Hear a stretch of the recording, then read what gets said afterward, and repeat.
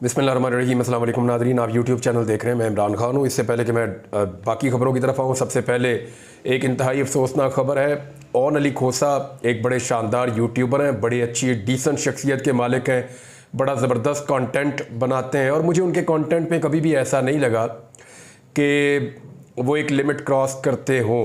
यानी हम खबरें देने में या उनके ऊपर तबसरा करने में बाज़ औक़ात थोड़े जज्बाती हो जाते हैं, लेकिन ओन अली खोसा का कंटेंट बड़ा ज़बरदस्त होता है। हालांकि यहाँ पे बहुत सारे ऐसे कॉमेडियंस हैं या ऐसा कंटेंट बनाने वाले लोग हैं जो बड़ी तज़हीक करते हैं लोगों की और बड़ी बदतमीज़ी करते हैं, लेकिन इनके कंटेंट को मैं इसलिए भी पसंद करता था कि ये बड़ी एहतियात करते हैं हमेशा। इनका एक सॉन्ग आया था नया जो इन्होंने बिल बिल पाकिस्तान, यानी बिल लोगों को बहुत ज़्यादा आ रहे हैं। नॉर्मली जो भी चीज़ ये प्रोड्यूस करते हैं ओन अली खोसा, और इंशाल्लाह आइंदा भी करते रहेंगे, वो जो चीज़ भी ये बनाते हैं, जिसके ऊपर भी ये काम करते हैं, तो इनकी कोशिश होती है वो लोगों के दिल की आवाज़, जिस चीज़ से लोग मुतासिर हो रहे होते हैं, ये उसके बारे में अपनी ओपिनियन दे रहे होते हैं। ना सिर्फ ओपिनियन देते हैं बल्कि बड़ी ज़बरदस्त तरीके से जो लोगों की राय है उसकी अक्कासी भी करते हैं। बड़े अछूते आइडियाज़ के साथ आते हैं, बड़ी शानदार इनके एक्ट होते हैं, मुख्तलिफ कैरेक्टर्स को ये परफॉर्म करते रहे हैं। इंडिया को इन्होंने बड़ा जवाब दिया है, स्पेशली जो अभिनंदन वाला इंसिडेंट हुआ उसके बाद इनकी वीडियोस बड़ी पॉपुलर हुई थी पूरे पाकिस्तान के अंदर, बल्कि पूरे बड़े सगीर के अंदर, और उस हवाले से बड़ी ज़बरदस्त है। इकरारुल हसन के प्रोग्राम का ये वॉइस ओवर किया करते थे और उसके इन्होंने कुछ एपिसोड्स किए थे, वो बड़े मज़ेदार थे। यानी पॉलिटिकल वर्कर्स को भी छेड़छाड़ करते रहते हैं, लेकिन ये लिमिट क्रॉस करने वाला आदमी नहीं है। मुझे समझ नहीं आई कि हुआ क्या। जो इन्फॉर्मेशन मुझे मिली है वो ये है, जो इनकी सोसाइटी जहाँ पे ये रहते हैं लाहौर में, वहाँ सिक्योरिटी वालों ने बताया कि पहले एक गाड़ी आई, बड़ी फॉर्चूनर टाइप गाड़ी थी, उसके साथ कोई जैमर्स लगे हुए थे, वो इनके घर के आसपास घूमती रही। गालिबन वो चेक कर रहे थे सिग्नल्स के ज़रिए, या उनके पास कोई सिस्टम होगा जिसमें वो देख रहे थे कि ओन अली खोसा घर पे हैं या नहीं। उसके बाद दो काले रंग के वीगो डाले आते हैं और वो इनके घर के दरवाजे पे आकर दरवाज़ा खटखटाते हैं और इनकी एहलिया को कहते हैं जी नीचे आपकी गाड़ी लग गई है तो आप दरवाज़ा खोलें आकर। तो उन्हें आइडिया हो जाता है कि ये उनको कोई पकड़ने के लिए लोग आ गए, तो वो वहाँ पे दरवाज़ा नहीं खोलते। उसके बाद वो 10 के करीब लोग थे, उन्होंने दरवाज़ा तोड़ा, दरवाज़ा तोड़कर अंदर दाखिल हुए। ख़वातीन और बच्चे जो हैं वो बहुत बुरी तरह हरासा हो गए। फिर वो चीखते चलाते रहे, लेकिन वो ओन अली खोसा को उठाकर उनके घर से ले गए और जाते हुए ये कह गए जी पुलिस स्टेशन में ये मिल जाएंगे। अब ओन अली खोसा जो है वो बेचारे वो बेज़रर आदमी हैं और बड़े ज़बरदस्त आदमी है, बहुत ज़बरदस्त उनकी व्यूअरशिप है, पाकिस्तानी उनसे बहुत प्यार करते हैं, मुझे बड़े पसंद है वो ज़ाती तौर पे, और एक बड़ा अच्छा इंसान भी है और बहुत मुहिब्बे वतन इंसान है। मैं आपको ये बता देता हूँ कि अगर कोई बंदे के बारे में मैं क्लेम कर सकता हूँ ना कि ये बहुत मुहिब्बे वतन है, तो उनमें से एक ओन अली खोसा भी है। शानदार मुहिब्बे वतन आदमी है, पाकिस्तान से बहुत प्यार करने वाला, मेरे साथ जब बैठता है पाकिस्तान की बात करता है, जब बैठता है पाकिस्तानियों की बात करता है, इसके अलावा उसने कभी कोई बात नहीं की। तो ओन अली खोसा साहब को जनाब उठा लिया गया और उठाकर उन्हें गायब कर दिया गया, अगवा कर दिया गया। उनकी फैमिली से मेरी बात हुई है, वो लोग बहुत परेशान है, कुछ पता नहीं उनके बारे में, लेकिन वो जो एक उन्होंने वीडियो डिलीट करवाई है, जिन लोगों ने अगवा किया है उन्होंने एक वीडियो डिलीट करवाई है बिल बिल पाकिस्तान वाली। अब बिल बिल पाकिस्तान वाली वीडियो तो उन्होंने डिलीट करवा ली, लेकिन मुझे हैरत होती है अकल के ऊपर अगवा करने वालों की कि वो वीडियो उस वक्त से लेकर अब तक, जब से वो डिलीट हुई है, पूरे पाकिस्तान के सोशल मीडिया पे अब वही वीडियो चल रही है। टिकटॉक पे, फेसबुक पे, यूट्यूब पे, व्हाट्सएप ग्रुप्स के अंदर हर तरफ वो वीडियो जा रही है। जनाब इतनी ज़्यादा पॉपुलर वीडियो करवानी थी तो वैसे ही थोड़ा सा कोई जोर और लगा देते। यानी वीडियो जो पहले 10,000 लोगों ने या 10 लाख लोगों ने देखनी थी, वो अब 10 करोड़ लोग देखेंगे। यानी इतनी ज़्यादा उस वीडियो को इन्होंने पॉपुलैरिटी दिलवा दी अगवा करने वालों ने। लाहौर हाई कोर्ट से रुजू किया गया है, लाहौर हाई कोर्ट से हमें उम्मीद नहीं रहती। यानी जब भी कोई अगवा होता है, मैं 142 दिन अगवा रहा, लाहौर हाई कोर्ट कुछ नहीं कर सकी। ख्वाहिश तो हमारी ये होती है कि इस्लामाबाद हाई कोर्ट केस को सुने या supreme court of Pakistan case को सुने, लेकिन पंजाब में तो जो भी अगवा होता है लाहौर हाई कोर्ट बाजियाब करवा ही नहीं सकती। शहबाज गिल साहब के भाई तब बाजियाब हुए जब उनका केस चला गया इस्लामाबाद हाई कोर्ट में। अभी जो अजहर मशवानी साहब के भाई हैं उनका केस आज भी लगा हुआ था इस्लामाबाद हाई कोर्ट में। तो 25 तारीख तक का आखिरी डेडलाइन दी गई है अदालत की जानिब से, और ये कहा गया है कि सेक्रेटरी दिफा को पेश करें। ये तौहीन अदालत नहीं तो लग जाएगी और मामला किसी और तरफ चला जाएगा। तो मेरे ख्याल में अजहर मशवानी के भाई भी जो हैं वो शायद अगली पेशी तक आ जाए। ओन अली खोसा साहब को भी बाजियाब होना चाहिए। उनकी अहलिया और बच्चे बहुत परेशान थे, मैंने तो उन्हें हौसला दिया, हिम्मत दी। मैंने उन्हें कहा जी कि आप थोड़ा सा हौसला करें, बच्चों का ख्याल रखें, इंशाल्लाह आ जाएंगे। अल्लाह करे कि वो जल्द वापस आ जाएं। फैज़ हमीद की गिरफ्तारी के बाद जो कुछ खबरें और आ रही हैं, को 3 फौजी और गिरफ्तार हो गए रिटायर, और इन लोगों के ऊपर भी इल्ज़ाम है कि ये फैज़ हमीद की मदद करते थे गलत कामों के अंदर। इमरान खान साहब ने इस हवाले से एक स्टेटमेंट दिया है। पहले मैं इमरान खान साहब का एक स्टेटमेंट आपको सुनाऊं, लेकिन उससे पहले आपको एक वीडियो मैं दिखाता हूं कि मैंने कल एक बात कही थी आखिरी वीलॉग में। मैंने आपसे कहा था कि नवाज शरीफ और उनकी पार्टी के लोग या पीडीएम की जमातें, मैंने आपसे कहा था कि वो नहीं चाहेंगे कि फैज़ हमीद के वो वाले मामलात खुलें जो मामलात उनके सियासत से लिंक्ड हैं। देखिए, ऐसा नहीं हो सकता कि एक जर्नैल के मामलात खुल जाएं कि इसने मुल्क के अंदर सियासत में रोल प्ले किया है और बाकी जर्नैलों के मामलात ना खुले। ये नहीं हो सकता। जब सियासी मामलात खुलेंगे तो बाकी जर्नैलों के भी खुलेंगे और वो भी इसके नरगे के अंदर, इसके दायरे के अंदर आएंगे। लिहाजा मुझे नहीं लगता था कि ये खुलेंगे, और अगर खुलेंगे तो फिर सबसे ज्यादा नुकसान PMLN को होगा। मैंने कल क्या कहा था, जरा उसे आप सुनिए। सियासत में मुदाखलत पर अगर फैज़ हमीद के खिलाफ कार्रवाई होती है ना, तो वो ये हुकूमत कभी नहीं होने देगी। उसकी वजह मैं आपको बताता हूं। फैज़ हमीद ने जितनी मुदाखलत इमरान खान के हक में की है ना, उससे ज्यादा मुदाखलत इमरान खान के खिलाफ भी की हुई है। अब इसके फैक्ट्स मौजूद है, और ये बातें जो हैं वो ख्वाजा आसिफ साहब अपने मुंह से कहते रहे हैं। ये बातें जो हैं ये PMLN के लोग अपने मुंह से खुद कहते रहे हैं। ये बातें मोहम्मद जुबैर भी कहते रहे हैं। ये बातें जो है बहुत सारे सहाफी जो नून लीग के बहुत करीब है वो बार बार बताते रहे हैं। जी, जो मैंने कहा था देखिए वो साबित हो गया। और मियां नवाज शरीफ साहब ने जो है वो कैसे साबित हुआ, मियां नवाज शरीफ साहब ने उस पर मुहर लगा दी। मैं इनको बड़ी अच्छी तरह जानता हूं। मियां साहब ने कहा नवाज शरीफ ने पार्टी रहनुमाओं को जनरल फैज़ हमीद की गिरफ्तारी पर तबसरे करने से रोक दिया। ये मुस्लिम लीग नून का, और ये जी वी न्यूज़ ने इसको खबर को छापा है।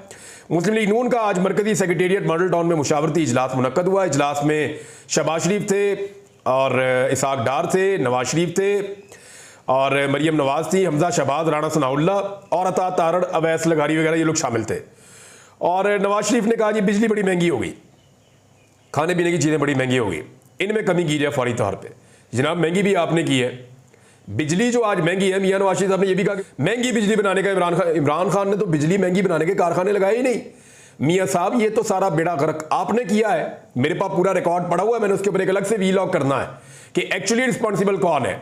ये जिम्मेदारी डाल रहे हैं परवेज मुशर्रफ के खाते में और पीपल्स पार्टी के खाते में, लेकिन उनके खाते में कितना है और नवाज शरीफ के खाते में कितना है, ये फर्क मैं आपको बताऊंगा एक वीलॉग के अंदर कि किसकी कितनी रिस्पॉन्सिबिलिटी है बिजली महंगी करने पर। सबसे ज्यादा जो बिजली महंगी करने के मंसूबे हैं ना, वो शरीफ खानदान ने लगाए हैं, और अब ये जो है वो गोंगलुओं से मट्टी झाड़ रहे हैं। नवाज शरीफ साहब ने कहा जी महंगाई कम करें। महंगाई कम कैसे करें?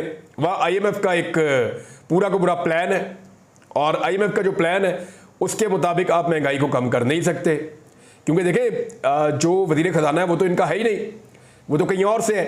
तो जो वजीर खजाना है वो इनकी बात क्यों मानेगा, वो तो बात कहीं और से मानेगा। अब इनको मसला ये है PMLN को कि हमारी मकबूलियत खराब हो रही है, अवाम के अंदर हमें गालियां पड़ रही हैं, लेकिन वजीर खजाना जिस तरफ से आए वहां ये कोई प्रॉब्लम नहीं है कि अवाम बेशक गालियां दे, जो भी करे, हमने जनाब महंगाई करके किसी ना किसी तरह मईशत को चलाना है। लेकिन चलाएंगे कैसे? लोकल बैंकों की कमर टूट गई है जितना इन्होंने उनसे कर्जा ले लिया है। यानी इन्होंने $10 अरब से ज्यादा, बल्कि 12-13 अरब डॉलर हो गए, लोकल बैंकों से अभी हाल ही में कर्जा ले लिया है। इतना कर्जा लोकल बैंकों से लिया, उनका कमर टूट गया है। अब मैं आपको यह बताता हूं कि अगर यह मामला यूं ही चला तो डॉलर खुदा ना खास्ता काबू से बाहर हो जाएगा, और किसी वक्त भी अगर ऐसा होता है तो डॉलर की कीमत एकदम ऊपर जाएगी और पाकिस्तानी दुनिया के साथ कंपीट नहीं कर पाएंगे। इंटरनेट को बंद करके इन्होंने जो डॉलर थोड़े बहुत पाकिस्तान में बाहर से आ रहे थे उनका सिलसिला भी बंद कर दिया है। यानी 40% तक इंटरनेट मुतासर हो गया पाकिस्तान में। ना व्हाट्सएप चलता है, ना लोगों की वेबसाइट्स चलती हैं, ना लोग ऑनलाइन काम कर सकते हैं। तो जितने भी फ्रीलांसर थे उनका धंधा ठप हो गया पाकिस्तान में, और उसके लिए जिम्मेदार मौजूदा हुकूमत है। अच्छा जी, नवाज शरीफ साहब ने कहा है कि जनरल फैज़ हमीद आर्मी की तहवील में लेने का जो मामला है ये ज़ेर बहस आया तो 2 घंटे तक ये जारी रहा। नवाज शरीफ ने पार्टी रहनुमाओं को हदायत की कि जनरल फैज़ हमीद की गिरफ्तारी पर तबसरों से गुरेज करें। यह फौज का अंदरूनी मामला है और इसे वही इदारा देखेगा, हमें इस पर ज़्यादा तबसरे करने की ज़रूरत नहीं है। और ये नवाज शरीफ साहब ने कहा। अब मामला यह है कि इस पर इमरान खान साहब ने भी एक स्टेटमेंट दिया है। इमरान खान साहब ने क्या कहा, ज़रा उनका भी आप स्टेटमेंट सुन लीजिए। इमरान खान साहब ने कहा कि जनरल बाजवा ने एक्सटेंशन के लिए जनरल फैज़ को हटाया और ISI को PTI के पीछे लगा दिया। अडियाला में साफियों से वो बातचीत कर रहे थे, उन्होंने कहा कि फ़ौज फैज़ हमीद से तफ्तीश कर रही है, ये उनका अंदरूनी मामला है, मुझे इससे कोई सरोकार नहीं है। जनरल फैज़ हमीद का एहतसाब कर रहे हैं, बड़ी अच्छी बात है, लेकिन फिर ये सबका एहतसाब करें। आईबी की रिपोर्ट्स थी कि मौजूदा स्पीकर पंजाब असेंबली मलिक अहमद खान हर वक्त जनरल बाजवा के पास बैठे रहते थे। ये खाली आईबी की रिपोर्ट नहीं थी, ये सारी दुनिया ही जानती है। और जनरल बाजवा की जानिब से जो वज़ारत आला पंजाब के लिए उम्मीदवार थे वो मलिक अहमद खान थे, और मलिक अहमद खान ने खुदा के बाद जनरल बाजवा को खुदा बनाया हुआ था, और अभी भी वो इस ताल्लुक को निभा रहे हैं। उन्होंने भी एक स्टेटमेंट बाजवा के हवाले से दिया भी है। बहरहाल इमरान खान ने कहा कि जनरल बाजवा ने नवाज शरीफ और शहबाज शरीफ के कहने पर जनरल फैज़ को हटाया था। जनरल फैज़ हमीद को हटाने पर मेरी जनरल बाजवा से सख्त तल्ख कलामी हुई थी। वज़ीर दिफा ने जनरल बाजवा के एक्सटेंशन की बात करके मेरे मौक़िफ़ की तायीद की है। उन्होंने कहा कि मखसूस नशिस्तों के फैसले पर अमल ना करके ये आइन की तीसरी मरतबा खिलाफ वर्जी करेंगे। पीटीआई को मखसूस नशिस्तें ना देने और आइन की खिलाफ वर्जी पर मैं पार्टी को अभी से तैयार कर रहा हूँ। इमरान खान साहब ने कहा कि यानी ये भी गैर रस्मी गुफ्तगू के कबल जेल के अमले ने बानी पीटीआई को मीडिया से गुफ्तगू करने से रोका, जिस पर डिप्टी सुपरिटेंडेंट जेल और इमरान खान के दरमियान सख्त तलखी भी हुई है। इमरान खान ने कहा कि मुझे ना रोको, ये ओपन कोर्ट है, मुझे मीडिया से बात करने दो। अच्छा है फौज इंटरनल एहतसाब कर रही है, अगर ये एहतसाब कर रही है तो फिर सबका करें। ख्वाजा आसिफ ने कहा है कि जनरल फैज़ का 9 मई के वाक़यात से बराह रास्त ताल्लुक है। सारा मामला मेरी गिरफ्तारी से शुरू हुआ, इसकी तफ्तीश क्यों नहीं की जा रही? अगर 9 मई जनरल फैज़ ने करवाया तो उसकी तहकीकात होनी चाहिए। 9 मई दरअसल लंदन प्लान का हिस्सा था। जिधर जिधर आग लगी है वहां की सीसीटीवी फुटेजेस गायब है, फुटेजेस सामने लाई जाएं और हमें कसूरवार साबित किया जाए। बहरहाल इमरान खान साहब ने चीफ इलेक्शन कमिश्नर का बयान भी बताया, फिर उन्होंने उनके हवाले से भी उन्होंने चीफ जस्टिस ऑफ पाकिस्तान उनके बारे में भी, chief justice Islamabad high court उनके बारे में भी कहा कि लंदन प्लान का ये लोग हिस्सा थे। फिर फैज़ाबाद कमीशन और भुट्टो का केस याद आ गया, लेकिन हमारी पटिशन जो है वो फ़ायद ईसा साहब नहीं सुन रहे। और फ़ायद ईसा साहब का आज का जो काम है वो आप देख लें, इमरान खान साहब ने क्या कहा, बाकी चीज़ें आपको मैं बाद में बताऊंगा। लेकिन एक चीज़ आपको मैं और बताता हूँ, और वो बड़ी इंटरेस्टिंग है, जिसमें इमरान खान साहब ने ये कहा कि जनरल फैज़ हमीद हमारा असासा थे, उन्हें ज़ाया किया गया। उन्होंने असासा कहा, और जो मुल्क का असासा वो कह रहे हैं, एक्चुअली उन्होंने कहा जी हमारा असासा थे, उनको ज़ाया किया गया। वो अफगानिस्तान को लेकर वो सिनेरियो एक ऐसा था जिसमें इमरान खान साहब कहते थे कि जनरल फैज़ यहाँ पे कंटिन्यू करेगा तो बेहतर रहेगा। वजह यह है कि वो अफगानिस्तान के मामलात को गहराई से जानता है, तो लिहाजा एक बंदा काम कर रहा है तो उसको वो काम अभी कर दें। ये इमरान खान साहब उस वक्त अपने मुंह से कहते भी थे, लेकिन फिर जनरल बाजवा ने वो चेंज कर दिया। मेरे जनरल फैज़ से कोई ताल्लुक नहीं है, और हमें कहते हैं कि हमने तालिबान के साथ मुआहदे किए और उन्हें वापस लाकर ठहराया। अगर ऐसी बात है तो अब क्रॉस बॉर्डर दहशतगर्दी क्यों हो रही है? हमारे दौर में क्यों दहशतगर्दी नहीं हुई? उन्होंने कहा कि जनरल फैज़ जुल्म खलीलजाद और तालिबान को मेरे पास लेकर आया था। अब जितनी दहशतगर्दी हो रही है इसका जिम्मेदार बाजवा को ठहराता हूँ। आज तमाम तालिबान हमारे खिलाफ हो चुके हैं, रोज़ाना हमारे फौजी शहीद हो रहे हैं। आप जो मर्जी ऑपरेशन कर लें, ये सरहद क्रॉस करके दूसरी जानिब चले जाएंगे और दोबारा वापस आ जाएंगे। ये जी इमरान खान साहब ने कहा है। अब आप आ जाए एक और ख़बर पे कि कादी फ़ायज़ ईसा साहब एक केस सुन रहे थे सुप्रीम कोर्ट ऑफ पाकिस्तान में, और उस केस को सुनते हुए थोड़ा सा उनका पारा हाई हो गया, वो गुस्से में बोलना शुरू हो गए। लेकिन जब भी कादी फ़ायज़ ईसा साहब गुस्से में आते हैं तो ऑटोमेटिकली उन्हें ऐसा लगता है कि पाकिस्तान तहरीक इंसाफ याद आ गई है, और वो पाकिस्तान तहरीक इंसाफ के ऊपर तनकीद शुरू कर देते हैं। यानी एकदम नाम लिए बगैर कादी साहब कहना शुरू हो गए कि अवाम के 190 मिलियन पाउंड किसी और को दे दिए गए। अब ये वही केस है अलकादर यूनिवर्सिटी वाला जो इमरान खान साहब पे इस वक्त अदालत के अंदर चल रहा है। ये वो केस है जिसकी आज समाअत हो रही थी, और इमरान खान साहब उस दौरान सहाफियों से बात कर रहे थे जो थोड़ी देर पहले मैंने आपको बताई। अच्छा, जो भी केस ज़ेरे समाअत होता है, जब तक वो केस अदालत में चल रहा होता है तब तक उसके ऊपर बाहर आप राय नहीं दे सकते, और स्पेशली जो सीनियर जजेज है वो तो बिल्कुल नहीं दे सकते। अब कादी फ़ायज़ ईसा साहब ने कहा क्या, यानी उन्होंने अपनी राय दे दी इसके बारे में। एक सबजुडिस मैटर है, एक ऐसा मामला है जो अदालत में ज़ेरे समाअत है, और चीफ जस्टिस ऑफ पाकिस्तान उसके ऊपर अपनी राय दे रहे हैं। तो इसका मतलब तमाम जो सहाफ़ी हैं जो कोर्ट्स को कवर करते हैं या जो वकला हैं, वो इसका मतलब ये ले रहे हैं कि कादी फ़ायज़ ईसा साहब मातहत अदलिया के जज के ऊपर एक दबाव बना रहे हैं, जिसकी वजह से ये फैसला इमरान खान साहब के खिलाफ आ सकता है। तो इमरान खान साहब को इसके ऊपर एक कानूनी एक्शन लेना चाहिए। बहरहाल एक तो चोरी करो, यानी उन्होंने फैसला दे दिया कि ये चोरी है, फिर हुकूमत भी इस चोरी पर पर्दा डालती है। इन 190 मिलियन पाउंड वालों से कोई क्यों नहीं पूछता? इस वक्त की हुकूमत ने बरतानिया से मिलने वाले पैसे ताकतवर शख्सियत को दे दिए, बरतानवी हुकूमत ने पैसे वापस भिजवाए।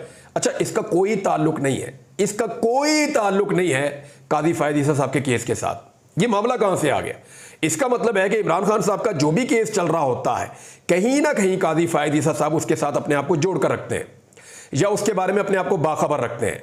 या कम से कम कादी फायदी साहब उन लोगों में शामिल हैं जो चाहते हैं कि इमरान खान साहब बाहर ना आए और केसेस उनके खिलाफ केसेस के फैसले हों। देखें ना, वरना कोई तुक नहीं बनती।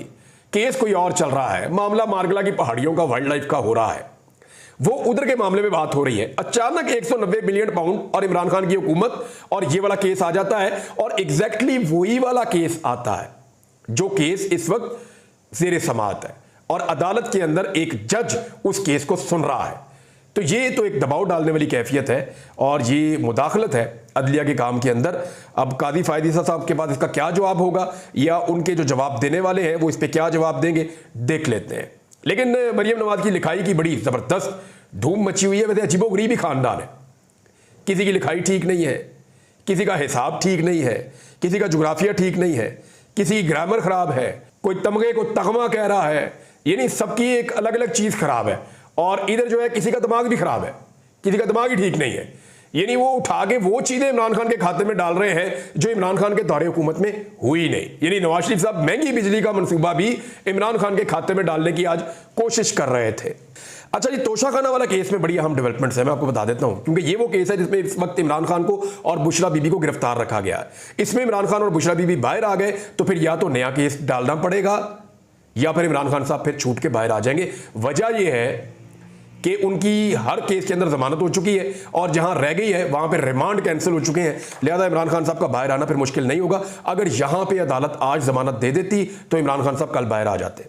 अब आप ये देखें कि यहां हुआ क्या है। कुछ बड़े अहम सवालात उठाए गए और वो उठाए गए जस्टिस मियां गुल हसन औरंगजेब साहब की जानिब से। 21 अगस्त तक अब समाअत मुलतवी हो गई है। 21 अगस्त को लगता है इसका कोई ना कोई हल निकल आएगा।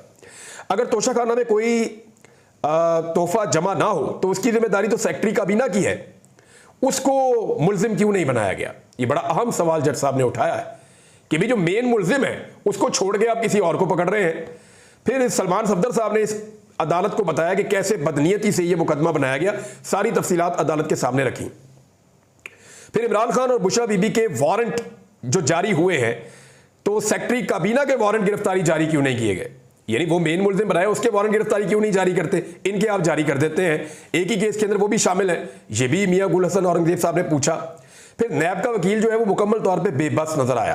फिर जिस किस्म के नैब के वकील ने दलाइल दिए ना, उनको अदालत ने मज़ायका खेज या मज़ाहिया करार दिया है। तोशाखाना पर यह आखिरी केस है, मजीद नहीं बनाया जाएगा। कम से कम ये नैब के वकील ने बयान दे दिया और ये एक बड़ा बयान है कि आइंदा हम कोई केस तोशाखाना पे इमरान खान पे नहीं बनाएंगे। फिर जज साहब ने पूछा कि नैब साबित करे कि वो अपोजिशन का बाजू मरोड़ने के लिए आलाकार के तौर पे इस्तेमाल नहीं हो रहा। अगर नैब बिल्कुल गैर जानिबदार है तो दिखाए कि तोशाखाना के मामले में बाकियों के खिलाफ किस किस्म की कार्रवाई का आगाज किया गया है। क्या नैब ने तहाइफ जमा ना करवाने वाले तमाम पब्लिक ऑफिस होल्डर्स के खिलाफ रेफरेंस दायर किया है? यह सवाल अदालत ने पूछा। नैब के पास कोई जवाब नहीं था। फिर उन्होंने कहा कि जिस कॉल अप नोटिस पर गिरफ्तारी डाली गई है, ऐसे 20 के करीब कॉल अप नोटिस तो मैं खुद कलअदम कर चुका हूं। यह भी जज साहब ने कहा कि जो आपने जिस पे गिरफ्तारी डाली है वो कॉल अप नोटिस ही गलत है, हम इस गिरफ्तारी को आज गैर कानूनी करार दे सकते हैं। यह भी कहा जज साहब ने। अब 21 तारीख तक का मौका है नैब के पास। मुझे लगता है कि 21 तारीख तक शायद 21 तारीख को या उसकी एक आधी पेशी आगे पीछे हो सकती है, यह मामला निमट जाएगा। फिर इमरान खान साहब को कैसे अंदर रखेंगे? बहुत मुश्किल होता जा रहा है। इमरान खान को अंदर रखना बहुत मुश्किल होता जा रहा है। अब ये जो गवर्नमेंट के लोग कह रहे हैं ना कि फैज हमीद के चक्कर में कि इमरान खान को उठाकर ले जाएंगे, तो वो एक नया सिनेरियो हो सकता है। कुछ कह नहीं सकते, यहाँ पता कोई नहीं चलता पाकिस्तान में कौन सा मामला किधर चला जाए, लेकिन ये इतना आसान भी नहीं होगा। अब तक के लिए इतने, अपना ख्याल रखिएगा, अपने इस चैनल का भी। अल्लाह हाफ़िज़।